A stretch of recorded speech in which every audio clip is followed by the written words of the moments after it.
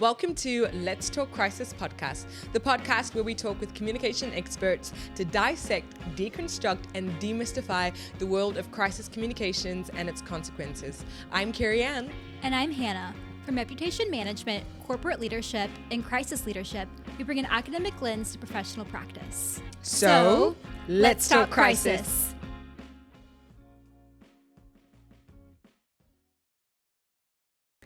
Okay, welcome listeners. Today we have the privilege of being joined with Dr. Bentley. He is Associate Professor and the Director of the Graduate Studies Program at Texas Christian University. He is widely published research on organizational apologies and stakeholder trust, and we are very excited to learn about his expertise today. So, Hannah? Yes, Dr. Bentley, thank you so much for being here. So to start, why don't you tell us a little bit about your research and also what led you to studying public apologies? Sure. Well, first of all, thank you, Hannah. Thank you, Carrie Ann. I'm excited to chat with y'all. I think I probably grew up like a lot of people with my parents telling me I had to say sorry for things a lot, right? And I was the oldest of 8 kids. So there was lots of things to apologize for in our household. And when I got to college, I started to get interested in this, and when I went to grad school, I started to see public figures and companies saying sorry for stuff, and it was not the way my parents told me to say sorry for stuff, and it didn't feel authentic, and it didn't feel right. And so the first article I ever wrote as a grad student was about a public apology, and then I ended up writing my doctoral dissertation on corporate apologies, and then I've published some articles and I've written a book about public apologies, and so that's an area that I'm kind of building my reputation on. Awesome. Very cool. So in today's age, what is the biggest thing that stands out to you about how apologies are being used? So ideally, apologies are what you say when you know you've done something wrong and you feel bad about it, and you want to sort of rebuild the trust or rebuild the relationship with people who were hurt or offended by what you did. That's the purpose of a good apology. And what I see today is apologies are empty. They're performative. Right. Companies say they're sorry. They're not really sorry. And I also see people, especially on social media, demanding apologies that they probably don't have any right to. Why do you think that is? Like, why is it that as the audience, we're desiring companies to kind of be more accountable and give us that sense of connection through apologies? We want sincerity, but we also want change, and we also want, progress, like all these demands. Why do you think that is? Well, if you go back to like the 1950s, you can see companies starting to get into what we call corporate social responsibility. You go back farther than that, most companies are just selling widgets. We make a product, we sell the product. We offer a service, we sell the service, and that's really all we're here to do. And then in the middle of the 20th century, there was sort of this idea bubbling up that maybe corporations should do more than just make and sell widgets. Maybe they should be good corporate citizens and contribute to society. And there's a lot to be said for that idea. But the more you expand that idea, the more you get into, okay, is this a good company? Not is the product good, but is this a good company? Do I want to do business with this company? And as companies figured out that people were interested in that, they started trying to prove that they were good companies. Yeah. And so they would do fundraisers or donate to things. And all of that is fine. But now, if they do something that violates people's values or expectations, people are indignant. And people are like, I can't believe you did this. I thought I could trust you. I thought we had the same values. And so now the company is embarrassed. Companies always had to apologize if they sold like a defective product and customers got hurt. Technically, they probably didn't apologize because then they would get sued. This is true. But we all agreed that what they did was wrong. Right. What is happening now is we're like, well, did you post something on social media in support of the Me Too movement? Or did you post something in support of Black Lives Matter? True. And if you didn't, I don't want to do business with you. Wow. Right? Yeah. And so the expectation on companies to not just make and sell their products, but to also be involved in controversial issues sometimes complicates that whole situation. Yeah, Yeah, so it's almost like they're apologizing for their lack of involvement in these Sometimes, issues. or their missteps, right? Right. Like you saw, the Black Lives Matter movement was going on before 2020, but 2020, Really the brought it to death the of George light. Floyd, it really ramped up. Yeah. And companies were getting called out for things like, who is on your board of directors? Maybe they made a good statement on social media about supporting justice and so forth. And then somebody looked and said, everybody in the C-suite is a white man. Mm. And now you have to apologize for that. Wow. It's not because it's evil to be a white man, but No. it's because it violated the expectation, right? To say, oh, we care about these racial issues, but what have you done? That's so good. And so let's kind of dive deeper into this performative nature, because what you're talking about is companies or social media are aligning themselves with these value-based crises or these value-based issues, right? Which truly can kind of be the wicked issues that we talk about, issues that can't really be solved, but there's a lot of emotion behind it. And so they're doing the things on social media, but the change internally is kind of what people are getting at. And so what is the performative nature that we're seeing, and how does it reflect in different ways with companies and their apologies? So, unfortunately, I think some companies' values are performative.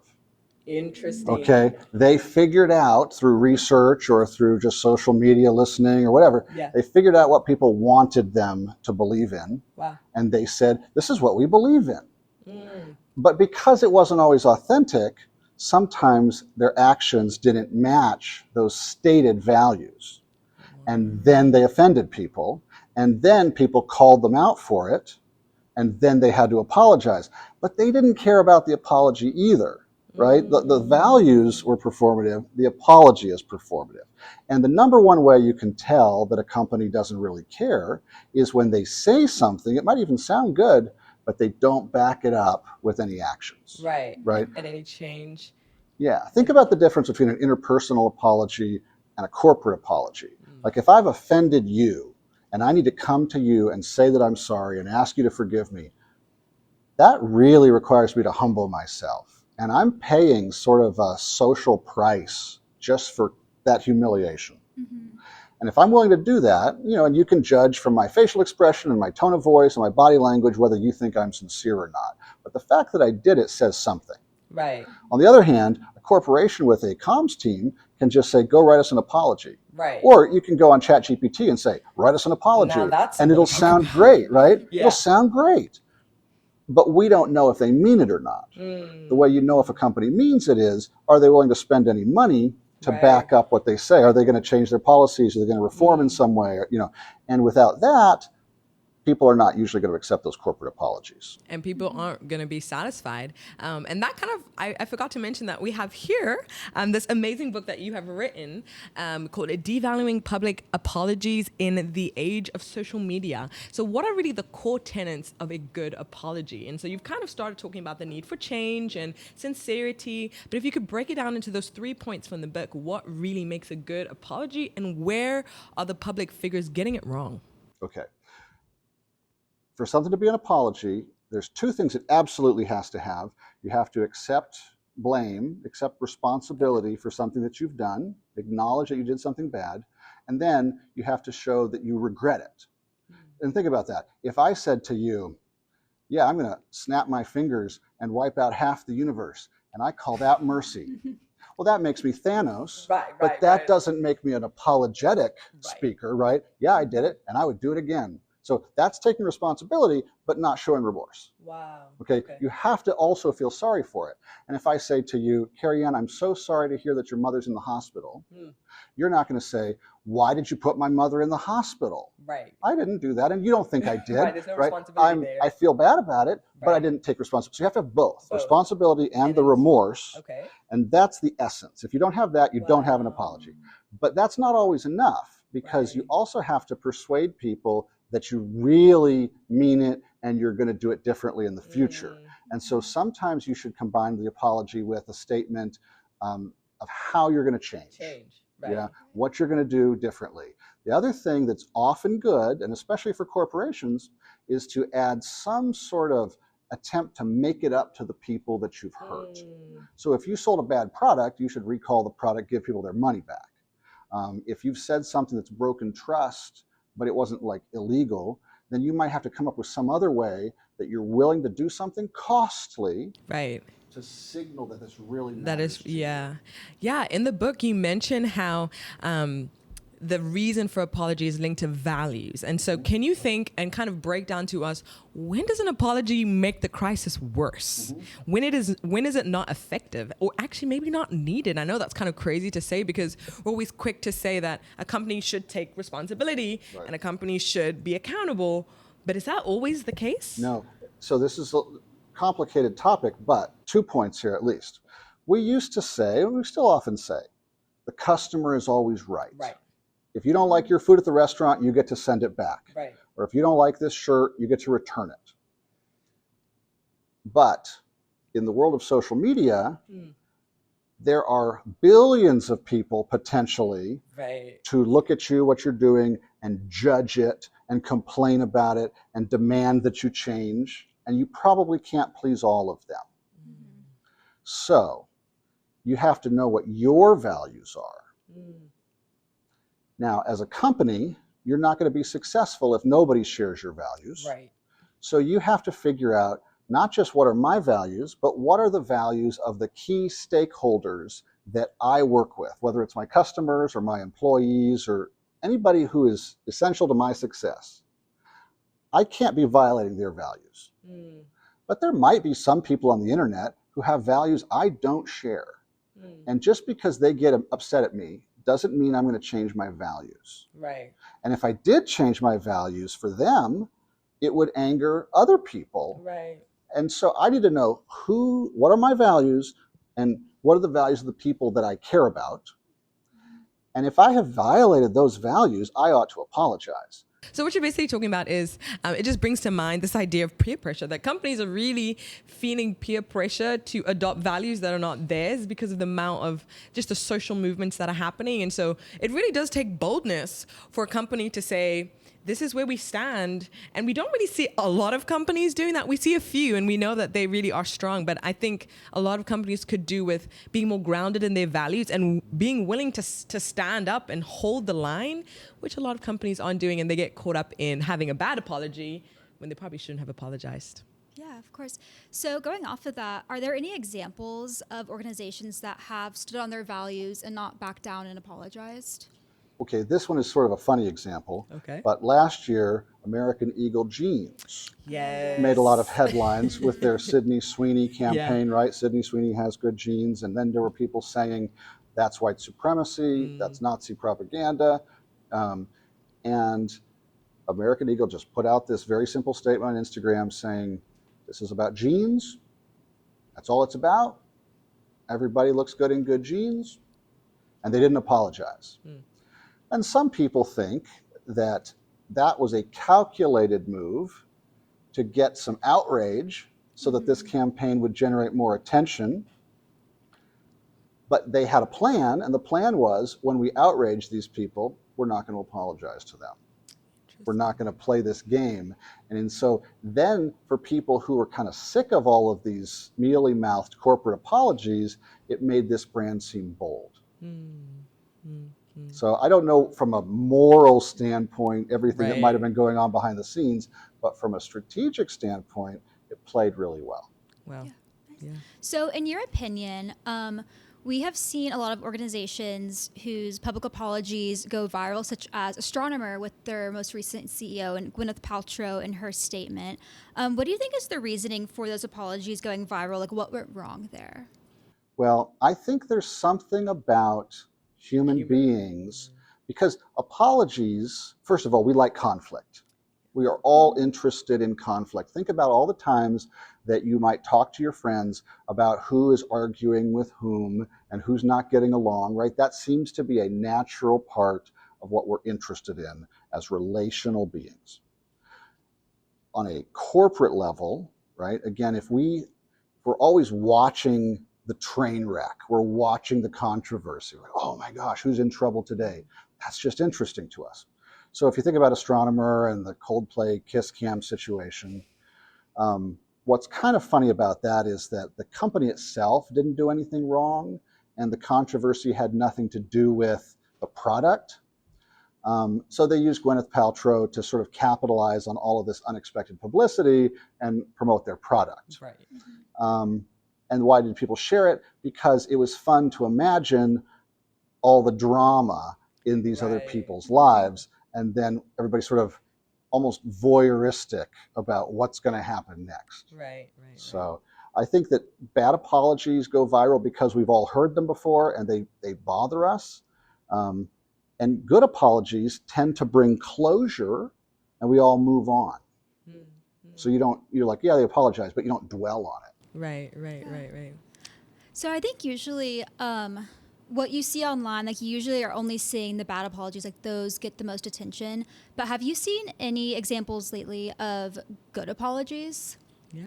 Well, one of the ones that I sometimes show in my classes and so forth, several years ago in Philadelphia at a Starbucks store, there were two black gentlemen who were trespassed. They wanted to use the restroom at the store. They were waiting to meet somebody for a business meeting. They were told they couldn't use the restroom, and then whoever was working at the store called the police. And then the gentleman who was going to meet them there showed up and was like, "Why are you arresting my friends? What's going on?" And it was a big controversy, and it was embarrassing for the Philadelphia police, and it was also embarrassing for Starbucks. And the CEO of Starbucks made what I thought was a very strong apology video. And part of what made it strong was that he personally took responsibility for what his company had done, instead of saying, "Hey, that wasn't me. That was some manager at some store that I didn't know I would never have done that." He didn't make excuses. He said, as a company, this is a violation of our values. And he found, I think, the perfect emotional tone. Right. He took it very seriously. And I feel when I watch his video that he's a little bit angry. Not angry to the point of being out of control, because you never want a CEO who's out of control, but angry enough that he's really going to do something about this. And I thought that was a very effective apology. Yeah, I even heard, looking at that case, that Starbucks actually created a training, I think, for the managers, and like that change you were talking about. They closed all Starbucks for one day. So that's a lot of money that they lost. Is. Remember, when corporations are willing to lose money, it means they care. So that signaled that they were sincere. Skin in the game. And then they did the training to hopefully avoid this in the future. So they backed up their words with actions. Very good. And so as we're just talking, this is such good practical application. Take us back into the classroom. What are some theories that you're using in your research, that you're using to think through some of the apologies or some of the content in your book? Well, anyone who has done academic work related to crisis management knows about situational crisis communication theory, which, to summarize, just says the way to respond to a crisis varies based on how much responsibility you have for the crisis. And if you're to blame, if you did it, then an apology might be the right option. Sometimes companies can't apologize because then their statement will be used as evidence in a lawsuit. And so then they have to say, "We regret that people are suffering, and here are the steps we're taking to fix it." And they'll never quite say we did it. But people know what they mean because they're signaling through their investment, through the money, that they take responsibility. And that could be, so situational crisis communication theory has an important role for apologies. Okay, and is it the accepted responsibility or the perception of responsibility? Well, in terms of pleasing people who are mad at you, it all comes down to the perception. But you have to be a little careful with that, because if you apologize for something you didn't do, A, you won't be able to fix it, and B, you won't really mean it. And people can usually tell. Which leads us back to what you're talking about, the insincerity and the performative nature. So if people are mad at you and they don't really have a right to be mad at you, you have to figure out a way to try to educate them about what really happened, but not in a way that feels defensive, in a way that feels like we're investigating, and if anything that we did to contribute to this, we want to know so that we can make sure this doesn't happen again. Here's what our investigation has revealed so far, and then hopefully that will make it clear that it wasn't your fault, and you don't have to give a phony apology. This is very true. A lot of relationship management. And even on that, you've talked a lot about how people can truly feel deeply like hurt by these companies and betrayed even, almost like a relationship. And so what role does parasocial relationships kind of play into the reception or the rejection of apologies? Right. So sometimes you feel like you know a celebrity or you know a brand, even though in the case of a brand, they're not even a person. Right. In the case of a celebrity, you never actually met them, or maybe you went to their show one time and took a picture, but they don't know you. Okay. But you feel like we could be friends. Right. And that's what we mean by a parasocial relationship. In some cases, a parasocial relationship probably makes you more willing to defend your pretend friend and stick up for them.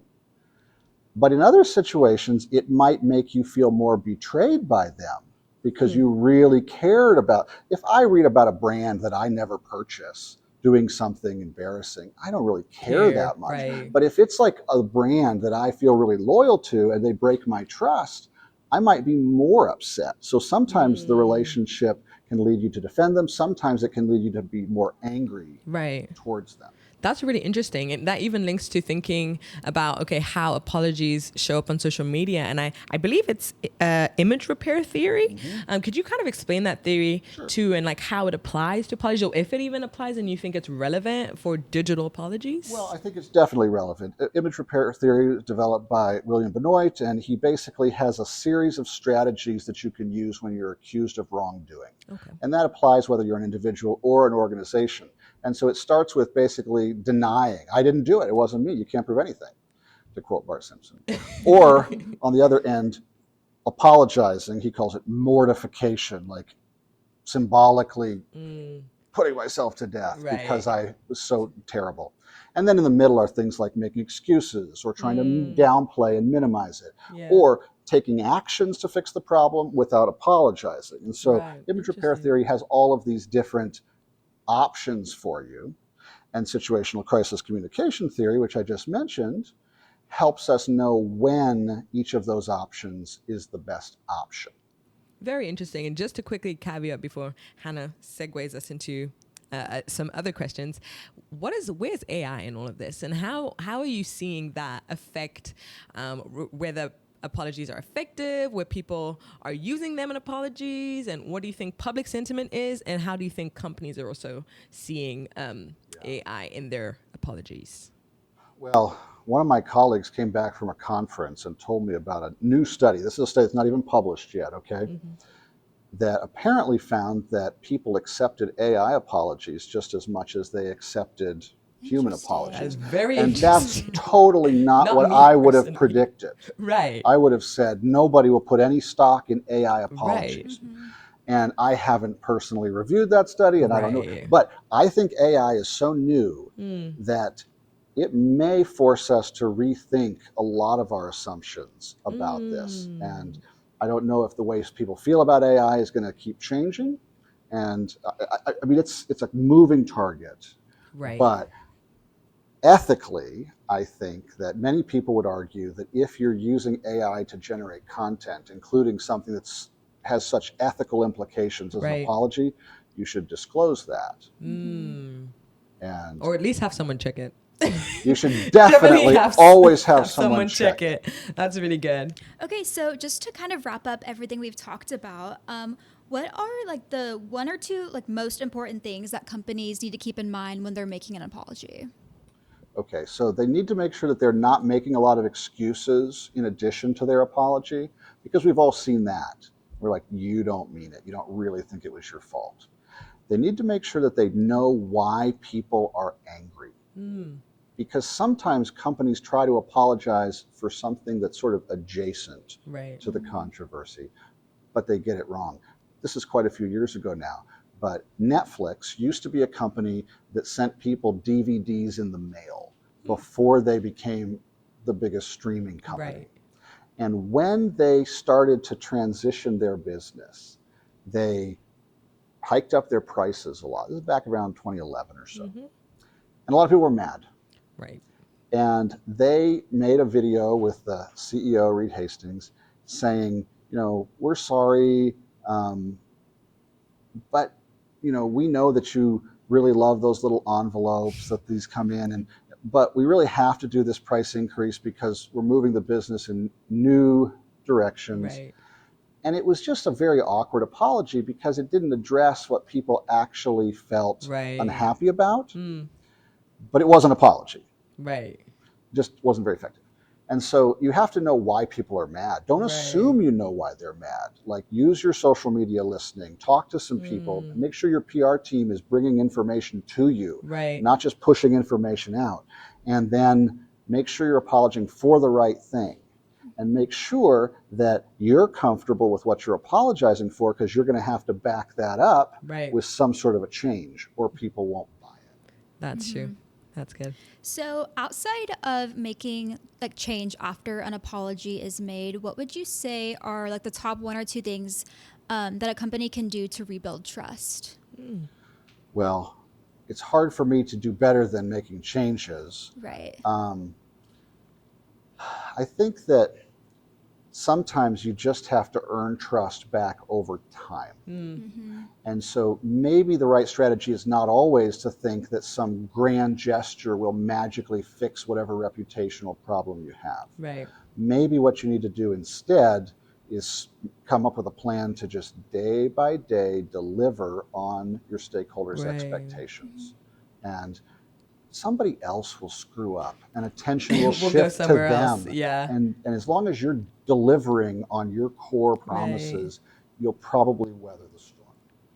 That's really good. And I mean, you've already given us so much insights to think of. And as I think of like how companies can continue to show up authentically, what should people avoid at all costs? Like, just don't even go there. Don't even try this at home, or try it in the office. Well, I didn't come up with these, but this is a great little memory device. Stay away from sorry if, sorry but, and sorry you. Interesting. Sorry if I offended anyone. Not take your responsibility. Well, you clearly did. Otherwise, we wouldn't be here. Right. Sorry, but I had all these other things going on. Sorry, but I couldn't help it. Sorry, but. Those are excuses, right? Right. I'm not taking full responsibility. Sorry you feel that way. Ooh. Like, no one feels better when you say that, because what I've just communicated is that probably this is your problem. You're just too sensitive. And you don't win people over that way. Yeah. So you have to watch out for adding things to your apology that end up stripping them of their meaning. Wow, that's really good. And just to wrap up, I think this is obviously open to everyone, but I am a Gen Zer, and I think Gen Z is very passionate about many issues. And how would you counsel companies to manage their relationship with Gen Z and build trust, but also not fall into the loop of running where they run and, kind of following them as they fire along? So this, I think, is an emerging area of research in public relations. For years, we said corporate social responsibility is always good. And some of that means take a stand on controversial issues. And now that's sort of referred to as corporate social advocacy. Don't just pay your employees fairly. Don't just make sure that you are building a safe product and not polluting, but also get involved in the broader society for good. Yeah. What we see now is that, at least in the United States, we have such polarization between people on the right and the left that pleasing one group usually means angering the other group. Yeah. And that's why I say, don't try to be heavily involved in everything. Right. Figure out 1 or maybe 2 causes that your company genuinely cares about, genuinely understands. It's better if it's connected to your brand in some logical way, not just some random thing, partnership, because it'll be more authentic. And focus on that. And I would tell a company, if somebody wants you to make a statement on, sourcing bamboo for some construction project, and that's not got anything to do with then tell them, we don't make statements except on issues that are related to our company and our area of business. Wow. Well, that is a great way to stop our episode. What rich insights we've had on apologies, how to be effective, how to not mess them up. And so thank you so much for watching today's episode of Let's Talk Crisis. And thank you, Dr. Bentley, for joining us. Thank you. Thank you both very much.